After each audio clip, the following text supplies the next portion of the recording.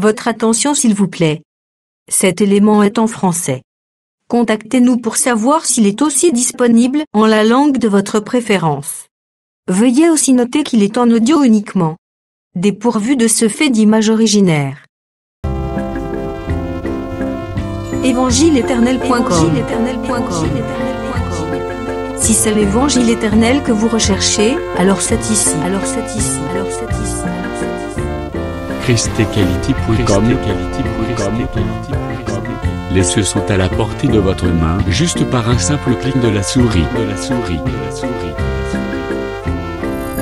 La rubrique Pasteur éternel.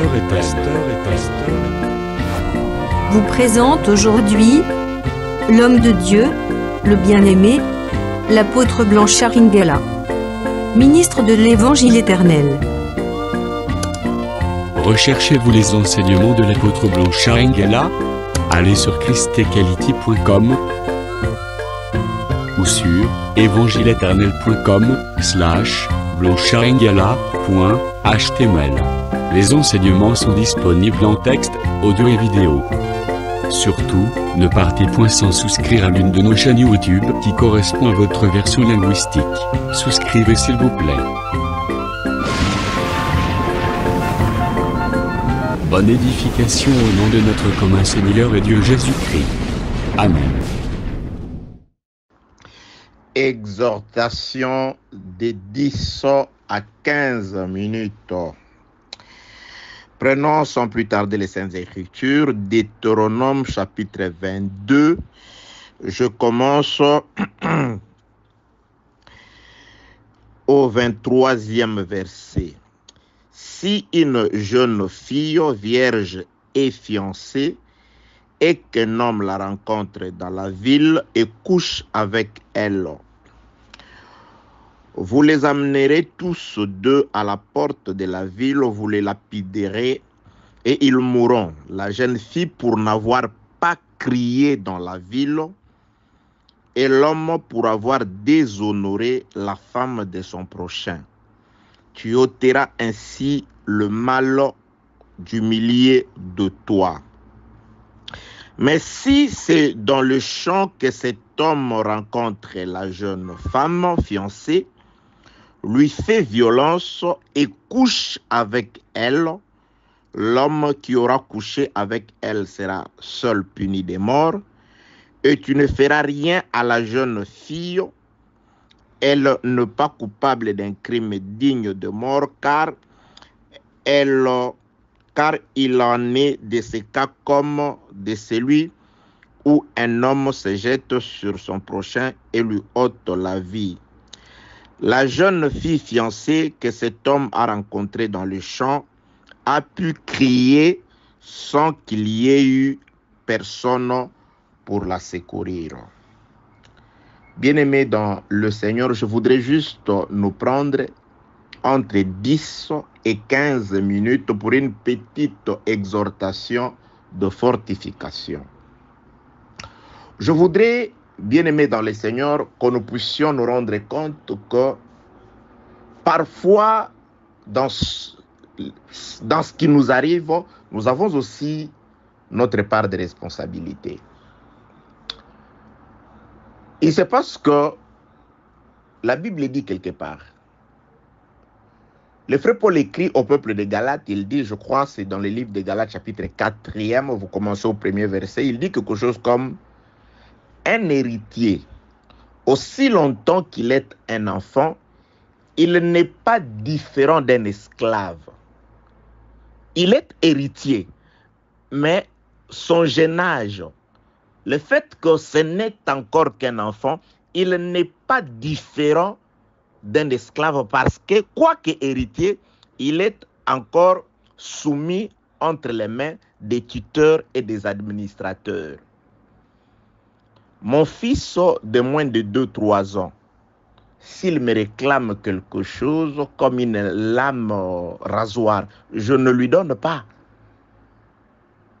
Il peut dire et pleurer, non papa, j'en ai le droit, je ne lui donne pas. S'il continue de pleurer, je vais le taper, je vais le corriger. Mais c'est mon fils, ça ne me coûte rien. C'est un enfant. Je ne lui donne pas par amour parce que ça peut le blesser. Donc, il se passe qu'il y a de ces hommes-là qui sont héritiers, de ces sœurs-là qui sont héritières de merveilleuses promesses de Dieu. Mais ils ne savent pas s'en réjouir, ils ne savent pas profiter de l'héritage tout simplement à cause de leur jeune âge, parce qu'ils sont encore des enfants. Donc, tant que vous ne croissez pas, tant que vous ne grandissez pas spirituellement, les promesses de Dieu seront toujours là, mais vous ne serez pas à mesure de pouvoir vous en procurer. Pourquoi nous avons fait la lecture d'un passage des Écritures, tout un autre, et je suis allé commencer par cette exhortation-là pour dire qu'il y a des gens qui baignent dans la richesse, dans la gloire, dans le faveur, dans la grâce, mais qui ne savent pas en profiter tout simplement parce qu'ils n'ont pas encore atteint l'âge.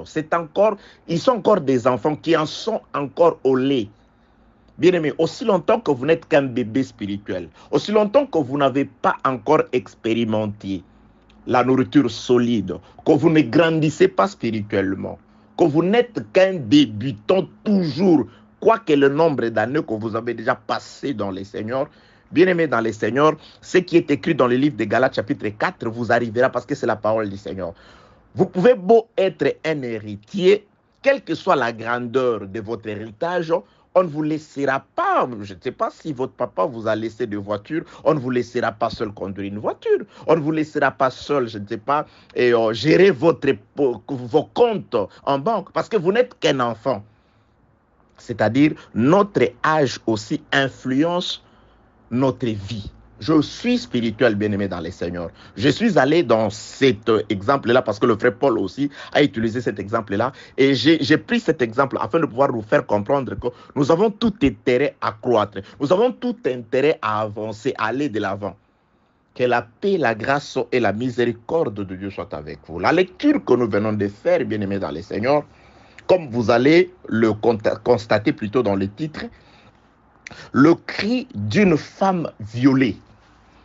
Ici, dans la lecture, nous avons pu comprendre que lorsqu'un homme rencontre une jeune fille fiancée, une jeune fille qui est vierge et qui est fiancée, lorsqu'un homme rencontre la fille dans une ville et que l'homme fait violence, couche avec cette fille-là, qui est fiancée et vierge, un homme la rencontre dans une ville et couche avec cette fille, fiancée, je répète, et vierge. La Bible déclare, les deux seront mis à mort. Pourquoi? Parce que la femme n'a pas crié. C'est-à-dire, elle a obtempéré, elle était d'accord. Elle a donné. Le fait tout simplement de ne pas crier la condamne à mort.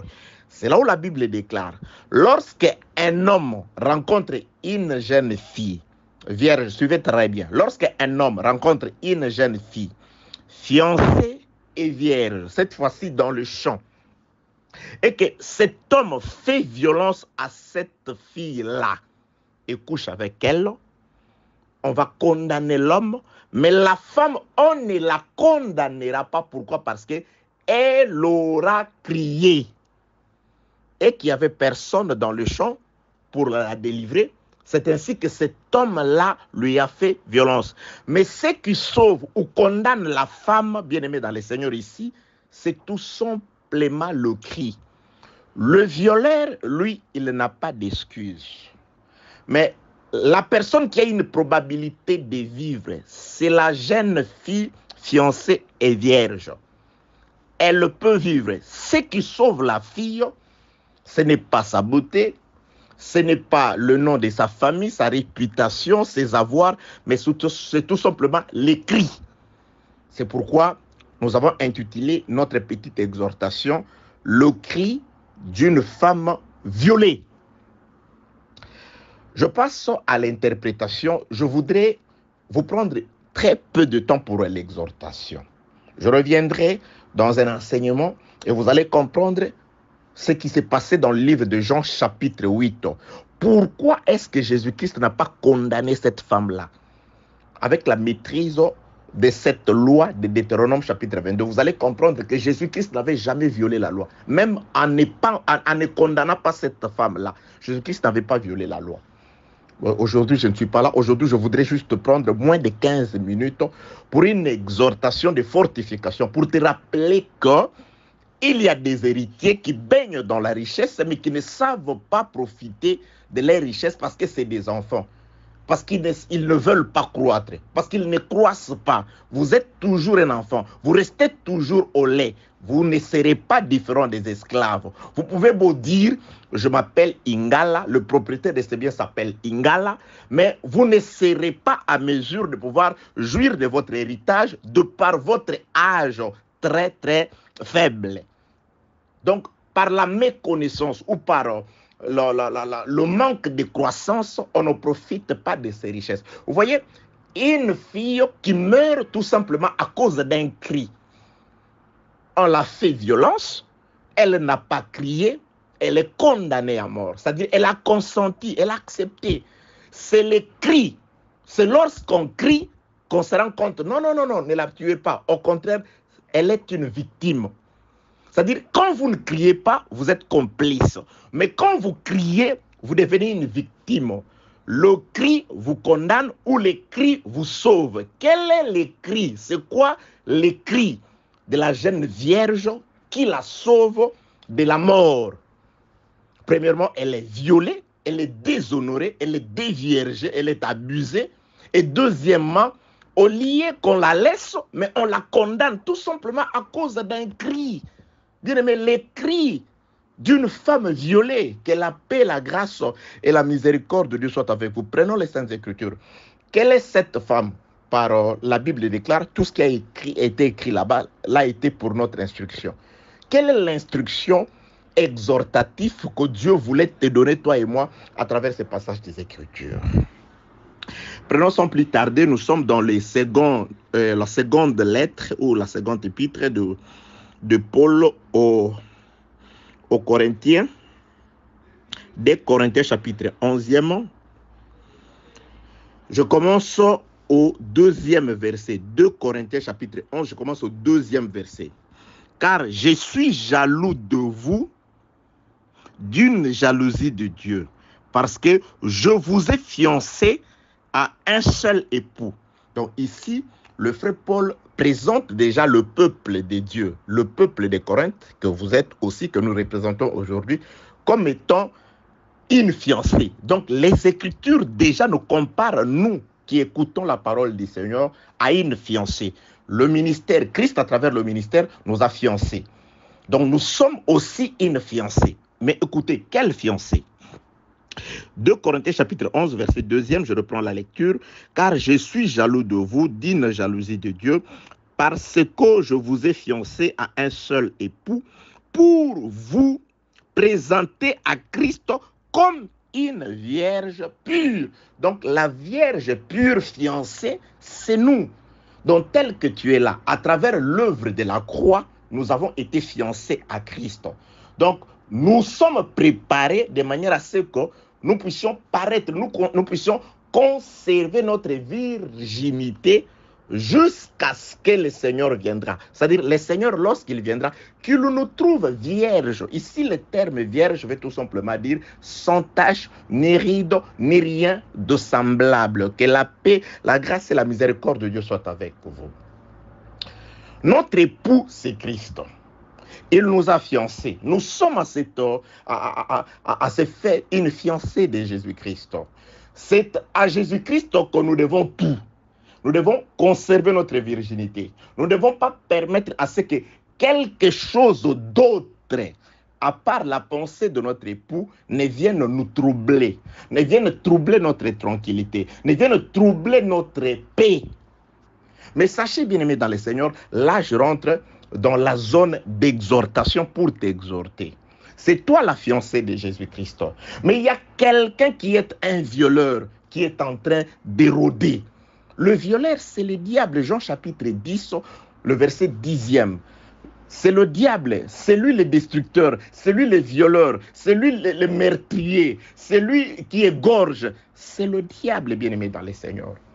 Ce que le Seigneur nous a laissé, c'est la tranquillité. Attendez, laissez-moi trouver ces passages d'Écriture. Il me reste très peu de minutes où Jésus-Christ nous dit, je vous laisse ma paix, je vous donne ma paix. Alors le Seigneur de gloire nous laisse sa paix. Je suis dans le livre de Jean chapitre 11e, le verset 27. Je vous laisse la paix, je vous donne ma paix. Je ne vous la donne pas comme le monde donne, que votre cœur ne se trouble point et que ne s'alarme et ne s'alarme point. Je voudrais te dire, bien-aimé dans le Seigneur, ce que Dieu t'a laissé en partage, c'est d'abord la paix. Mais qui trouble notre paix, qui est celui qui trouble notre tranquillité? C'est les violeurs, c'est le diable, bien-aimé dans le Seigneur. Et là, dans ma chambre d'exhortation, je voudrais te dire ceci. Pendant que ta paix est troublée, pendant que cette paix que ton bien-aimé t'a laissé, Jésus-Christ, est troublée par un violeur, mais pourquoi tu gardes silence? Pourquoi tu gardes silence? Pendant que tu regardes ta vie selon la parole de Dieu, bien-aimé, je souhaite que tu prospères à tous égards, que tu sois en bonne santé, qu'on prospère l'état de ton âme. Lorsque ta santé est troublée par le violeur, lorsque ta vie est tourmentée par le violeur, lorsqu'il n'y a pas de paix, lorsqu'il n'y a pas de prospérité dans ta vie, mais pourquoi est-ce que tu ne cries pas? Pourquoi est-ce que tu ne cries pas? Tu ne cries pas pourquoi? Pourquoi est-ce que tu ne lèves pas ta voix pour crier? Pourquoi est-ce que tu es là sans prendre le temps de crier? Pourquoi est-ce que tu es là sans prendre le temps de prier? Psaume chapitre 30, je crois, trouver cette écriture pour nous. Psaume chapitre 30, gloire à Dieu, je trouvais l'écriture. Psaume chapitre 30, et je commence au 2e verset. Éternel mon Dieu, j'ai crié à toi et tu m'as guéri. Là, David, il parle. L'Éternel mon Dieu, j'ai crié à toi et tu m'as guéri.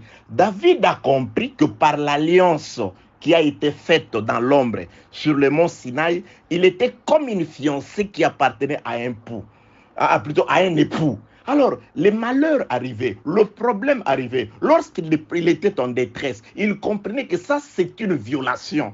On est en train de violenter la femme d'autrui. Parce que ce qu'on t'a laissé, c'est la paix. Ce qu'on t'a laissé, c'est la supériorité sur la nation. Toutes les promesses de gloire, c'est ce que Dieu t'a laissé. Mais lorsque tu sens que sera troublé, qui trouble la paix, qui trouble la tranquillité, qui trouble la santé, c'est le diable, bien-aimé dans le Seigneur. Des problèmes t'arrivent, des problèmes t'accablent, même le péché qui t'affaiblit, même le péché qui domine sur toi. Mais tu dois crier, c'est ça le problème. C'est le cri qui te sauve du violeur, c'est le cri qui te sauve de la mort. Tu dois crier. David dit, j'ai crié à toi, Éternel, et tu m'as guéri. Mais qu'est-ce que tu attends? Tu pleures, tu te lamentes. Je ne sais pas, parfois tu dis, je me décourage. Mais est-ce que tu prends suffisamment? Puisque, bien aimé, tu n'es même pas capable de prendre 30 minutes par jour pour crier à l'Éternel. Mais entre-temps, tu dis, je ne comprends pas pourquoi est-ce que cette maladie est là. Pourquoi est-ce qu'elle me dérange toujours? Ces problèmes-là, ces difficultés-là. Une femme violée est sauvée grâce à son cri. L'époux, Christ, il te sauve, il te délivre du violeur grâce à ton cri. Crie, bien-aimé dans le Seigneur, crie, quels que soient les problèmes, quelles que soient les difficultés, prends le temps de crier devant l'Éternel. David l'a dit, Psaume chapitre 30, le verset 2, Éternel mon Dieu, j'ai crié à toi et tu m'as guéri. Voyons l'exemple de ce qui est arrivé dans la vie avant de finir. Je vais passer 2-3 minutes. Dans la vie de Moïse, Exode chapitre 2e, laissez-moi chercher le verset. Exode chapitre 2e, verset 5e. La fille de Pharaon descendit au fleuve pour se baigner et ses compagnes se promenaient le long du fleuve. Elle aperçut la caisse au milieu de roseaux et elle envoya sa servante pour la prendre. Elle ouvrit et vit l'enfant. C'était un petit garçon qui pleurait. C'était un petit garçon qui ne riait pas, qui n'était pas quiet, silencieux, mais c'était un petit garçon qui pleurait. Et suite à ses pleurs, l'Écriture déclare, elle en eut pitié et elle dit, c'est un enfant des Hébreux. lorsqu'elle a ouvert la caisse, elle a constaté qu'il y avait dedans un enfant, mais un enfant qui ne riait pas. Un enfant qui n'était pas non, calme. Comment être calme, abandonné, en pleine mer, dans le fleuve de la mort, parce que c'est dans ce fleuve-là que ses prédécesseurs, que les fils mâles ont été jetés et ils sont péris. C'est le fleuve que Pharaon utilisait afin de détruire, de mettre fin à la vie des enfants mâles israélites en Égypte. Il était dans ce fleuve-là et on a ouvert la caisse. Une fille est descendue de chez le roi. Mais qu'est-ce qu'elle pouvait faire? Qu'est-ce qu'il pouvait faire, le pauvre enfant, à part pleurer? L'enfant a pleuré. Il a crié. C'est alors que la fille eut pitié de l'enfant. Parce qu'il a pleuré. Bien-aimé, qu'est-ce que tu attends pour pleurer? Oui, c'est bien. Quand tu m'appelles, je peux te donner des conseils. Mais finalement, je ne te conduirai qu'à crier.